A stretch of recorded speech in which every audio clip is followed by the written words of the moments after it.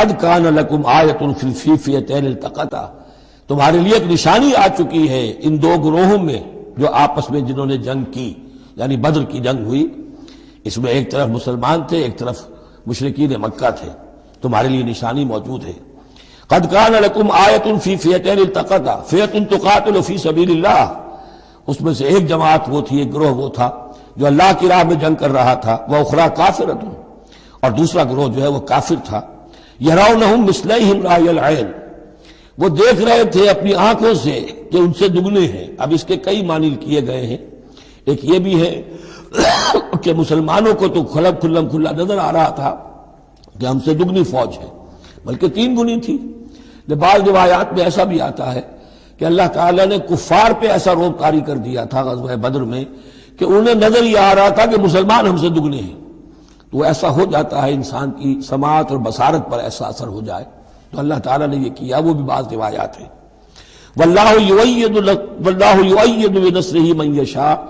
اور اللہ تائید فرماتا ہے اپنی نصرت سے جس کی چاہتا ہے۔ ان فی ذلک لعبرۃ، اس میں یقیناً ایک عبرت ہے، سبق آموزی ہے، لأولی الابصار، لیکن یہ عبرت اور سبق آموزی صرف ان کے لیے ہوتی ہے کہ جو آنکھیں رکھتے ہوں، جن کے اندر جو ہے دیکھنے کی صلاحیت موجود ہو۔ اب یہ آج بڑی اہم آ رہی ہے فطرت انسانی کے اعتبار سے۔ ظاہر بات ہے کہ چونکہ یہاں خاص طور پر میں نے عرض کیا تھا کہ یہود کی طرف ایک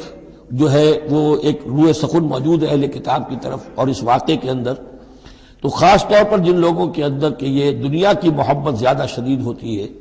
تو اس کا ایک اثر بتا رہے ہیں کہ یہ واقعتاً اللہ نے فطرت انسانی میں رکھی ہے، اس لیے کہ یہ دنیا جو ہے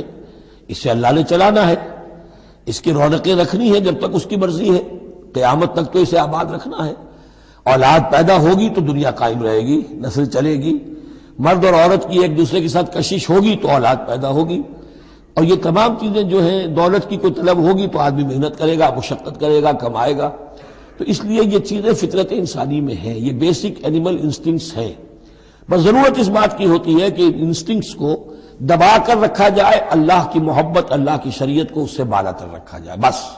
یہ نہیں ہے کہ ان کو ختم کر دیا جائے۔ سیلف اینیہیلیشن اسلام میں نہیں ہے، یہ رہبانیت ہے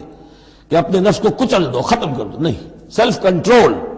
اپنے آپ کو کنٹرول میں رکھو۔ یہ منہ زور گھوڑا ہے نفس انسانی کا، لیکن جتنا طاقتور گھوڑا ہوگا اتنا ہی آپ کے لیے تیز دوڑنا جو ہے وہ آسان ہوگا، لیکن جتنا منہ زور اور طاقتور گھوڑا ہے اتنا ہی اسے قابو میں رکھنے کی ضرورت بھی ہے، ورنہ اگر اس کے رحم و کرم پر سوار آ گیا تو جہاں چاہے گا پٹخنی دے دے گا۔ تو اس اعتبار سے سیلف کنٹرول ہو، گھوڑا پورا قابو میں ہو۔ البتہ یہ ہے کہ سیلف کو، اپنے نفس کو، اس کو کچل ڈالنا، سیلف اینیہیلیشن، یہ اسلام میں نہیں۔